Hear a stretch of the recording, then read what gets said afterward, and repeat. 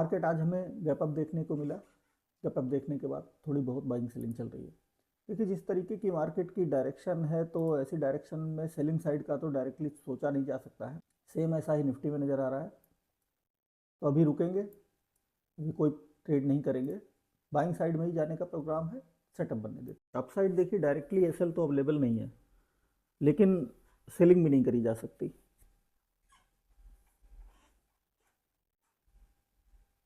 जो प्रोग्राम था वो मेरा यही था, गैप अप और फ्लैट के केस में मुझे बाइंग ही करनी थी। गैप डाउन ओपन हो जाता तो मार्केट यहाँ पर थोड़ा 500 के आसपास बायर्स बैठे होते, वो थोड़ा सा उनको डर लगना शुरू हो जाता, उस केस में हम लोग सेलिंग कर सकते थे। लेकिन फ्लैट टू गैप अप में बाइंग का ही प्रोग्राम था। तो अभी वेट करते हैं और फिर मार्केट में हम लोग अपना ट्रेड बनाएंगे। देखिए अब हमारे पास दो लेवल हैं, 60,000 का और एक ये लो।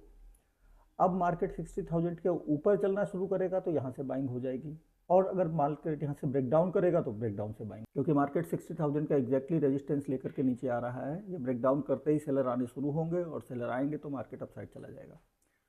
डाउन साइड तो जो भी बायर्स बैठे हैं वो मार्केट में उनका एसएल 500 के नीचे ही रहने वाला है, इस लेवल के नीचे एटलीस्ट। तो इनको टारगेट मार्केट डायरेक्टली तो नहीं कर सकता है, बाकी देख लेते हैं। अब देखिए मार्केट ने यहाँ पर ब्रेक डाउन नहीं किया और डायरेक्टली मार्केट अप साइड जाने की कोशिश कर रहा है। 60,000 के ऊपर चलना मार्केट शुरू कर गया है। तो अब हमारे पास कोई रास्ता बचा नहीं है, तो हमें ट्रेड बनाना ही पड़ेगा और कोई ऑप्शन नहीं है।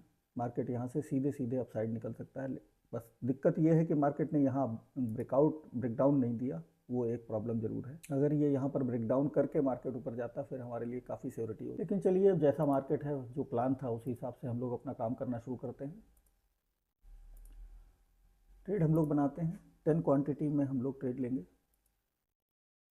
ट्रेड हमने एग्जीक्यूट कर दिया है और जो हमारा ट्रेड बना है वो बना है लगभग 2,99,000, 3 लाख के आसपास मान लीजिए।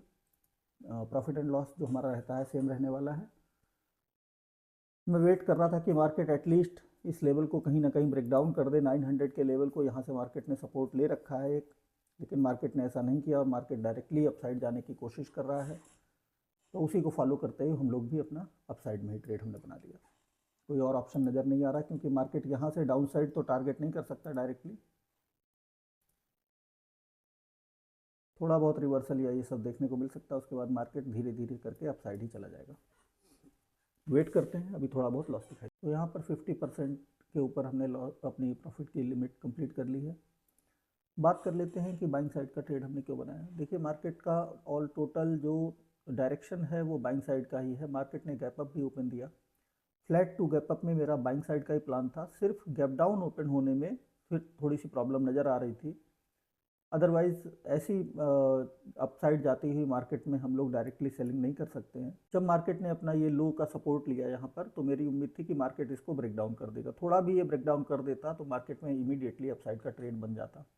दूसरा लेवल था 60,000 का, तो यहाँ पर मेरा प्लान ये था कि मार्केट में ये जो दो लेवल है 900, 60,000, इन 100 के बीच में अगर मार्केट घूमेगा तब तक हम ट्रेड नहीं लेंगे। या तो ब्रेक डाउन कर दे या फिर इसको ऊपर निकल जाए 60,000 के, फिर हमारा आराम से ट्रेड बन जाएगा। प्लान के अकॉर्डिंग हमने अपना ट्रेड एग्जीक्यूट किया और अभी हमारा लगभग 9,000 के आसपास प्रॉफिट चल रहा है। वेट करते हैं टारगेट पूरा। निफ्टी में एक अच्छा सेलिंग नज़र आ रहा है, लेकिन मुझे लगता है ये सेलिंग इसमें काम नहीं कर पाएगा, मार्केट को अप साइड जाना पड़ेगा। तो यहाँ पर हमारा 2,000 3,000 के आसपास लॉस नज़र आने लगा है। निफ्टी में मार्केट ब्रेक डाउन करने के कगार पे है। बैंक निफ्टी तो खैर अपने को अपसाइड ही होल्ड कर रहा है। तो यहाँ पर हमारा टारगेट अचीव हो चुका है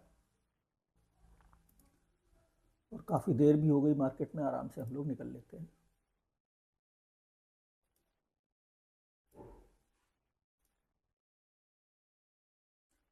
तो टारगेट हमने कंप्लीट कर लिया है। जो आज का टारगेट हमारा रहा है वो रहा है 19,700, थोड़ा सा कम रह गया मुझे लग रहा है, कुछ गड़बड़ हुआ, कोई बात नहीं। तो टारगेट हमने अपना कंप्लीट कर लिया है और वो मार्केट में मैं बुक अभी नहीं करता, सिर्फ मैंने इसलिए बुक किया क्योंकि निफ्टी में कोई मोमेंटम नहीं है। निफ्टी में भी साथ के साथ अगर मोमेंटम आता तो एक अच्छा टारगेट हम लोग और ले लेते, क्योंकि देखिए मार्केट में जो अभी डायरेक्शन है वो टोटली अपसाइड है। मार्केट अच्छा रिट्रेसमेंट दे रहा है, बायर्स को निकाल रहा है, फिर उसके बाद अपसाइड मोमेंटम कर रहा है। ऐसा ही मार्केट ने फिर अभी सेलर्स को इनवाइट करने के लिए किया फ्राइडे वाले दिन। बहुत ज़्यादा तो यहाँ पर लोग बाय नहीं कर पाए होंगे क्योंकि मार्केट का डायरेक्शन लोगों को बहुत ज़्यादा मालूम नहीं होता है कि कहाँ से मार्केट गिर जाएगा, क्या करेगा, तो इसलिए बहुत ज़्यादा बाइंग की पोजीशन लोग बनाते नहीं हैं जब छुट्टी होती है और मार्केट खासकर बाइंग में ही चलता है। तो इसलिए डाउन साइड हमारे पास एसएल अवेलेबल नहीं थे, जो एसएल थे भी वो 500 के नीचे ही थे, या कम से कम एटलीस्ट इस क्लोजिंग के नीचे। तो मार्केट में गैप अप होने से ये हो गया कि मार्केट में जो ये बायर्स यहाँ पर थोड़े बहुत होंगे भी, वो अच्छे खासे प्रॉफिट में आ जाते हैं, फिर वो अपना एसएल देने वाले नहीं है। तो मार्केट ने थोड़ा बहुत एसएल क्रिएट किए 60,000 के नीचे काम करके। यहाँ से मार्केट ने एसएल क्रिएट किए और उसके बाद मार्केट धीरे धीरे अपसाइड निकल गया। निफ्टी में बिल्कुल मोमेंटम नहीं है, तो वो फिर मजबूरी हो गई। चलिए आज के लिए इतना ही, थैंक यू।